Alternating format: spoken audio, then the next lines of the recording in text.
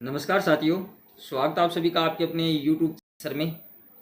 हम आज world geography का एक टॉपिक लेकर के आए हैं जो काफ़ी एग्जामों में ये लगता है।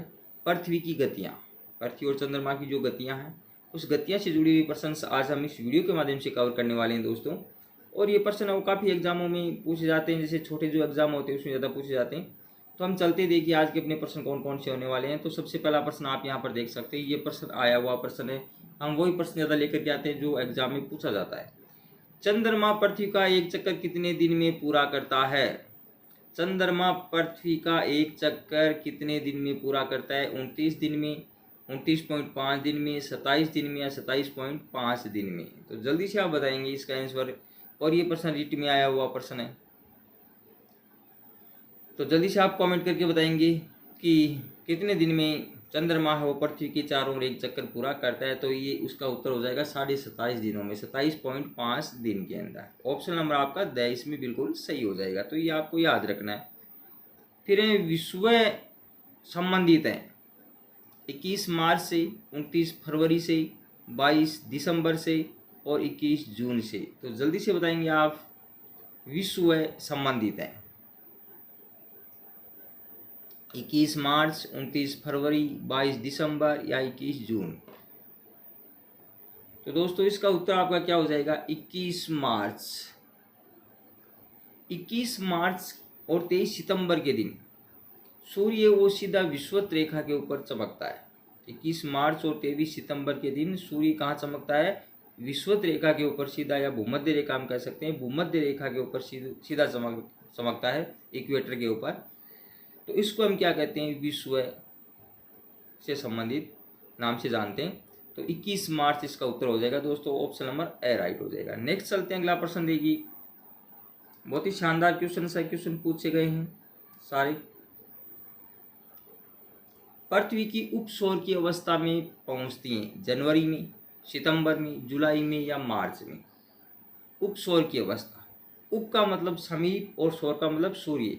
जब पृथ्वी सूर्य की क्या होती है? नज़दीक होती है। सौर का मतलब सूर्य और उप का मतलब समीप। समीप क्या होती है? जब पृथ्वी होती है। पृथ्वी की जब सूर्य क्या होता है? नज़दीक होता है। ऐसी स्थिति को हम क्या कहते हैं? उपसौर की स्थिति कहते हैं। तो ये स्थिति कब बनती है? जल्दी से आप बताएंगे। तो ये 3 जनवरी के दिन। कब बनती है? 3 जनवरी के दिन बनती हैं। तो जनवरी माह में बनती है उपसौर। और एक क्या होता है? अपसौर। अप का मतलब जब सूर्य पृथ्वी से दूर होता है। तो ये स्थिति कब बनती है? 4 जुलाई को। अपसौर की स्थिति 4 जुलाई को और उपसौर की स्थिति 3 जनवरी के दिन बनती है। ये आपको ध्यान में रखना है, दोनों ही प्रश्न इंपॉर्टेंट है।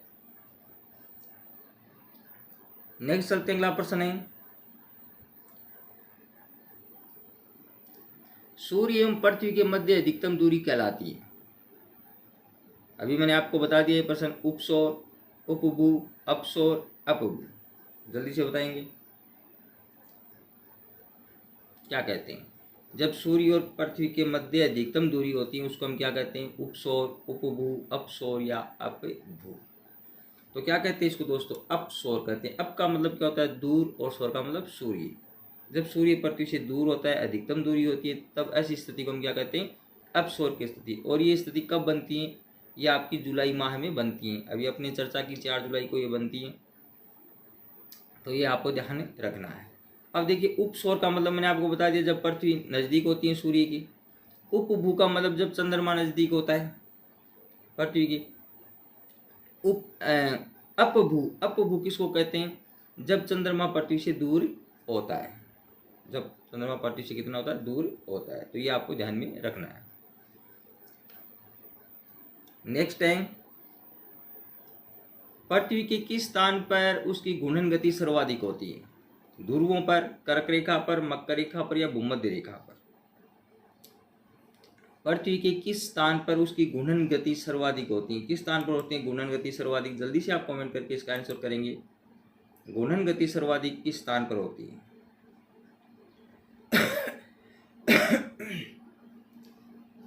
बताएंगे किस स्थान पर होती है? ध्रुव पर, कर्क रेखा पर, मकर रेखा पर या इक्वेटर भूमध्य रेखा के ऊपर? तो किस पर होती है? भूमध्य रेखा पर। ये आपको ध्यान रखना। ऑप्शन नंबर द राइट हो जाएगा।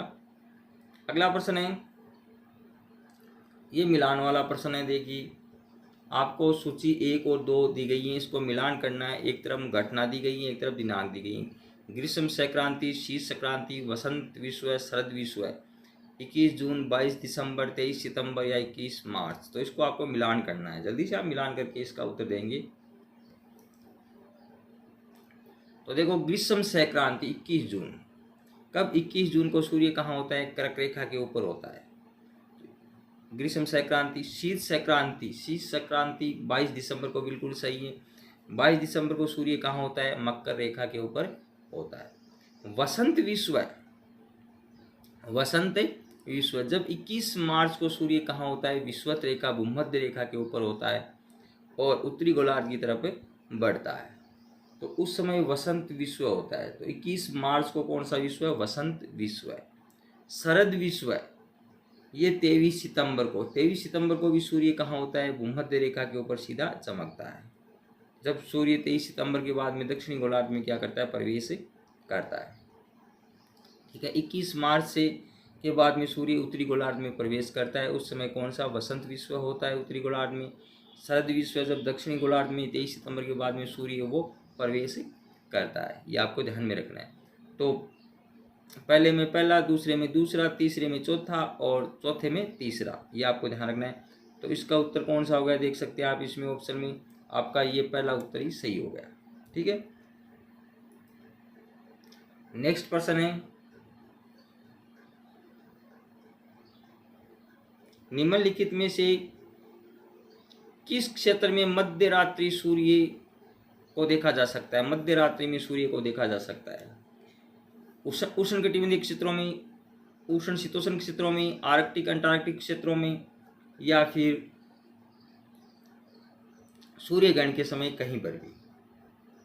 तो इसका उत्तर देंगे, तो इसका उत्तर हो जाएगा दोस्तों ऑप्शन नंबर 6, आर्कटिक और अंटार्कटिक क्षेत्रों में। आर्कटिक और अंटार्कटिक क्षेत्रों में।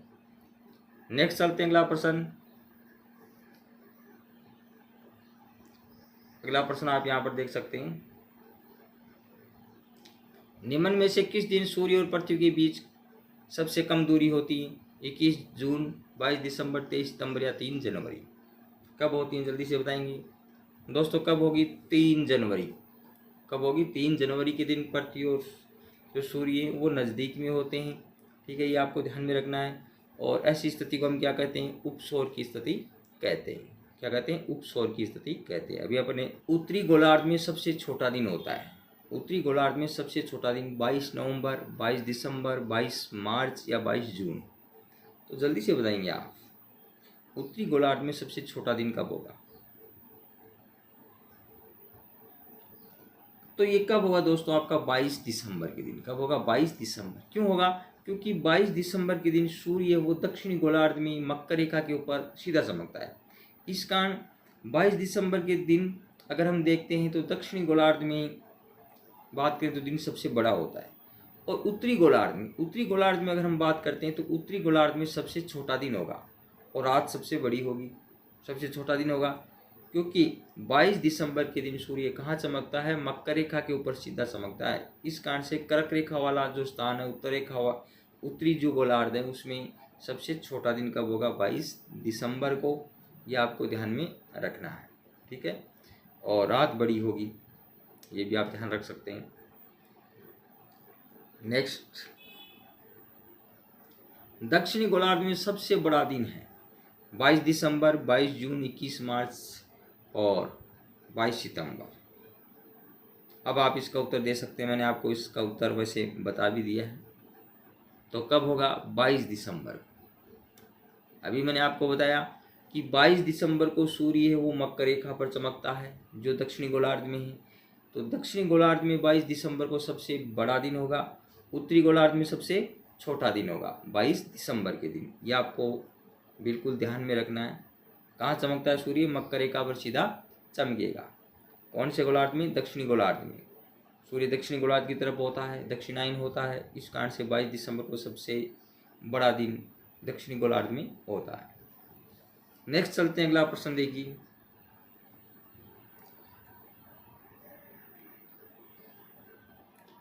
विश्व के सभी अंगों में 23 सितंबर को दिन और रात की समान लंबाई को क्या कहते हैं? विश्व के सभी अंशों में 23 सितंबर को दिन और रात की समान लंबाई को क्या कहते हैं? शरदकालीन विश्व, खगोलीय विश्व, शीतकालीन विश्व या फिर वसंतकालीन विश्व? तो क्या कहते हैं? जल्दी से बताएंगे आप इसका आंसर, जल्दी से बताएंगे। 23 सितंबर को सूर्य कहाँ चमकेगा दोस्तों? विषुवत रेखा भूमध्य रेखा पर 21 मार्च और 23 सितंबर को सूर्य सीधा चमकता है। कहाँ? भूमध्य रेखा, जिसको हम विषुवत रेखा भी कहते हैं, या 0 डिग्री अक्षांश जो रेखा है। तो 23 सितंबर के बाद में सूर्य कहाँ चला जाता है? दक्षिणी गोलार्ध की तरफ जाना शुरू हो जाता है। तो 23 सितंबर को हम क्या कहेंगे? शरदकालीन विश्व है। क्या कहेंगे? शरदकालीन विश्व है, क्योंकि उत्तरी गोलार्ध में शरद ऋतु की शुरुआत हो जाती है 23 सितंबर।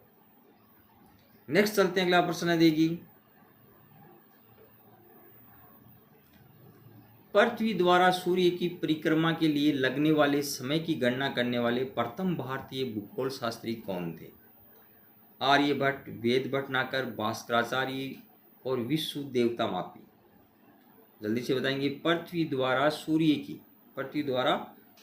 की परिक्रमा के लिए लगने वाले समय की गणना, पृथ्वी और सूर्य के चारों ओर चक्कर लगाती है 365 सही 1 बटा 4 दिनों में। तो इसमें जो समय लगता है उसकी गणना करने वाले प्रथम भूगोल शास्त्री कौन थे, ये बताना आपको। तो कौन थे दोस्तों? भास्कराचार्य। कौन थे? भास्कराचार्य। ऑप्शन नंबर आपका इसमें सही बिल्कुल सही हो जाएगा। ठीक है, ये आपको ध्यान में रखना है। अब नेक्स्ट चलते हैं, अगला प्रश्न देगी, पृथ्वी की उपसौर स्थिति किस महीने में होती है? देखो ये प्रश्न पिछले वीडियो में भी आ गया, इसमें भी आ गया, तो आप अब इसका उत्तर दे सकते हैं। उपसौर का मतलब जब पृथ्वी और सूर्य के मध्य की दूरी बहुत ही कम होती है, पृथ्वी सूर्य के नज़दीक होती है, तो ऐसी स्थिति को हम क्या कहते हैं? उपसौर की स्थिति कहते हैं। उप का मतलब समीप और सौर का मतलब सूर्य, जब पृथ्वी के नज़दीक होता है सूर्य, मध्य दूरी कम होती है दोनों के बीच की दूरी। तो ऐसी स्थिति कब बनती है? जनवरी में बनती हैं। और कितनी जनवरी को बनती हैं दोस्तों? 3 जनवरी के दिन। कितने जनवरी को? 3 जनवरी के दिन ऐसी स्थिति बनती है, ये आपको ध्यान में रखना है। ठीक है, नेक्स्ट चलते हैं, अगला,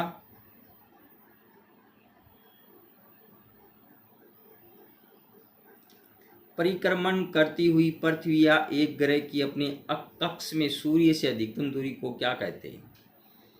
तो ये भी पहले प्रश्न आ चुका है। परिक्रमण करती हुई पृथ्वी या एक ग्रह की अपनी कक्ष में सूर्य की अधिकतम दूरी को क्या कहा जाता है? देखो, सूर्य पृथ्वी के चारों ओर चक्कर लगाती हैं, तो कभी ये दूर जाती हैं, कभी नज़दीक जाती हैं। तो जब नज़दीक होती हैं स्थिति को हम क्या कहते हैं? उपसौर कहते हैं। और जब अधिकतम दूरी होती है तब उसको हम क्या कहते हैं? अपसौर कहते हैं। अप का मतलब दूर और सौर का मतलब सूर्य। कब बनती है स्थिति? 4 जुलाई के दिन बनती है। कब बनती है? 4 जुलाई के दिन बनती है, ये आपको ध्यान में रखना है। अगला चलते हैं, देगी,